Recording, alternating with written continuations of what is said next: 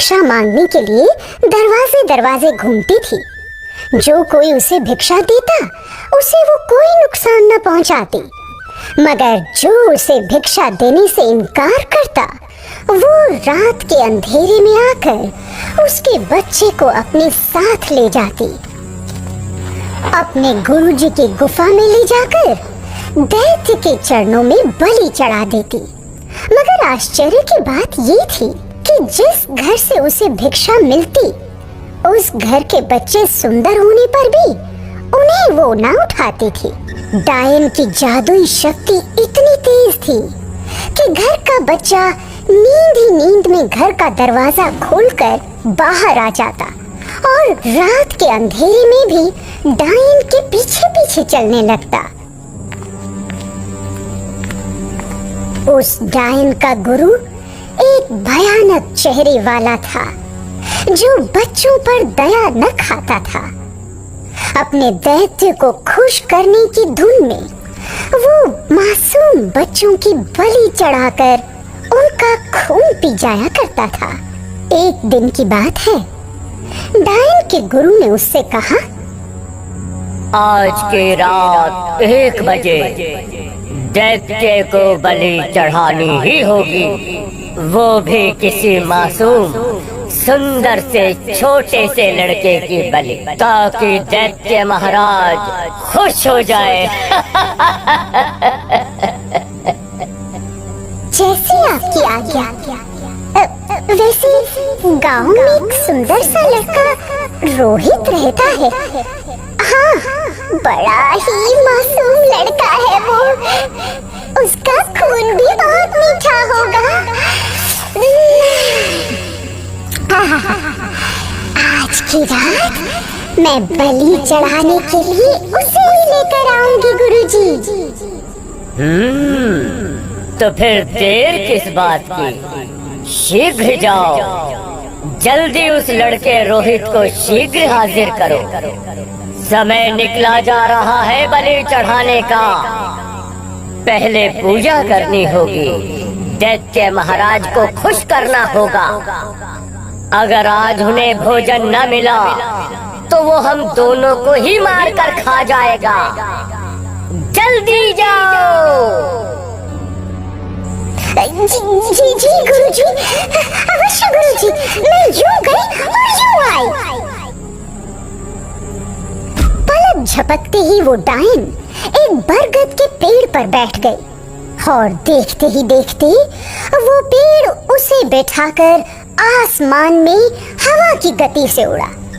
ठीक ले जाकर उस पेड़ ने उस डायन को रोहित के घर के सामने उतारा। रात के 12 बजे थे। उस डायन ने अपनी मंत्र सिद्धि से रोहित के घर का दरवाजा खोल दिया। डायन की जादुई शक्ति से रोहित नींद में से उठा और घर के बाहर आकर खड़ा हो गया।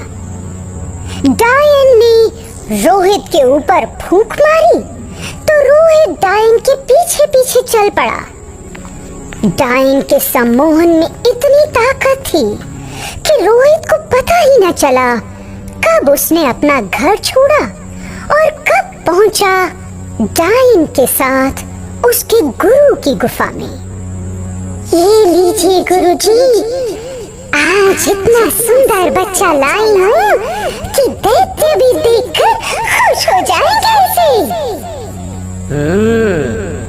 वाह, शक्ल सूरत तो बड़ी अच्छी है इस बच्चे की। बेटा, क्या नाम है तुम्हारा?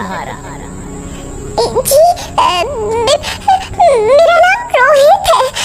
मगर मैं यहाँ कैसे आ गया?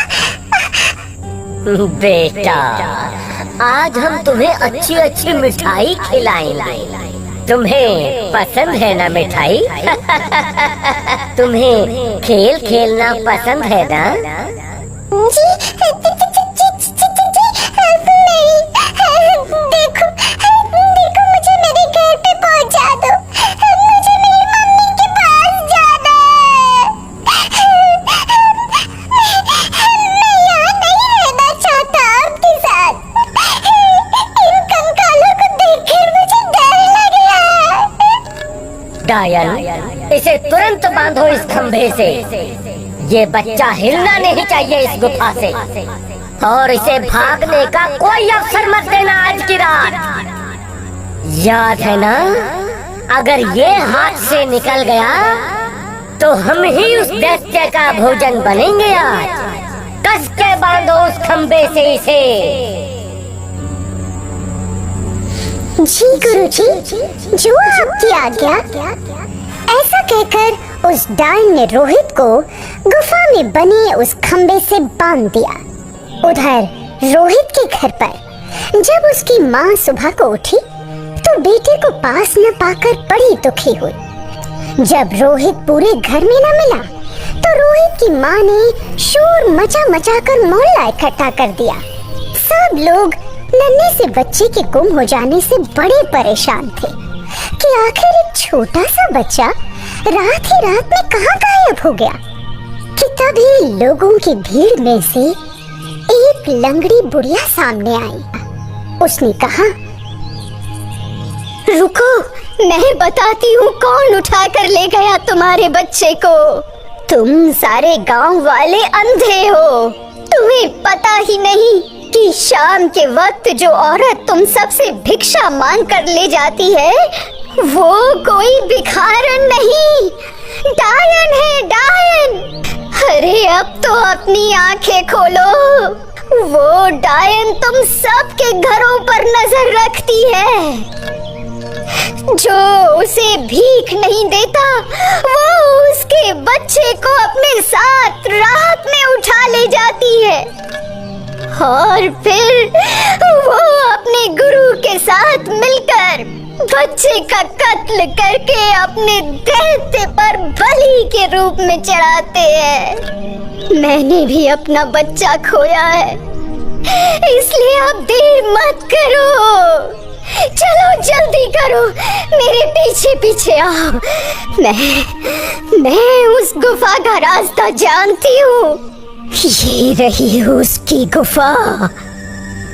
अरे डायन, आज या तो इस गांव में तू रहेगी या फिर मैं रहूंगी। देखते हैं किसमें ताकत है। अरे आती है कि नहीं, या कि मैं ही आऊं गुफा के अंदर। गुरुजी, गुरुजी, कोई और बाहर से पुकार रहा है मुझे। अरे किसको पता चला है इस गुफा के बारे में? किसकी शामत आई है आज मरने की?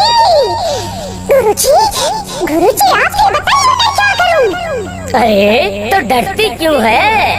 मैं हूँ ना तेरे साथ। वो एक अकेली औरत तुझे ललकार रही है और तू छिपकर यहाँ बैठी है। चल चल मेरे साथ, मैं देखता हूँ कौन आया है। इतने सालों में आज तक तो हमें किसी ने नहीं ललकारा।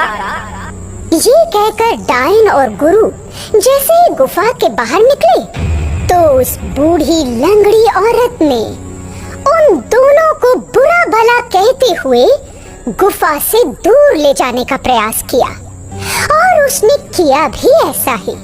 देखते ही देखते गांव के सभी लोगों में अचानक कहां से शक्ति आ गई कि उन सारों ने पकड़कर डायन और गुरु को जमीन पर दे पटका। जैसे ही वो डायन जमीन पर गिरी कि एक गांव की औरत ने उसके बाल पकड़कर उससे पूछा, मैं इस गांव के बच्चों को इसलिए उठाती थी कि मैं भी एक दिन इस गांव में शादी करके नई नवेली दुल्हन की तरह अरमान लेकर आई थी। मैं भी तो माँ बनना चाहती थी, मगर मेरी कोई औलाद ना हुआ। फिर पड़ोस की एक औरत मुझे एक साधु बाबा के पास ले गई। उसने मुझसे कहा कि अगर 20 बच्चों की बलि चढ़ाएगी तभी तू माँ बन सकेगी। माँ बनने का भूत इस तरह सवार था मेरे सर पर कि मैंने गांव के बच्चों को को अगवा करना शुरू कर दिया। मैं पागल हो गई थी। रात के अंधेरे में आकर उन्हें अपने साथ ले जाकर उसी साधु बाबा को अर्पण कर देती थी कि इस आस में कि एक दिन मुझे भी माँ कहने वाला बच्चा पैदा होगा।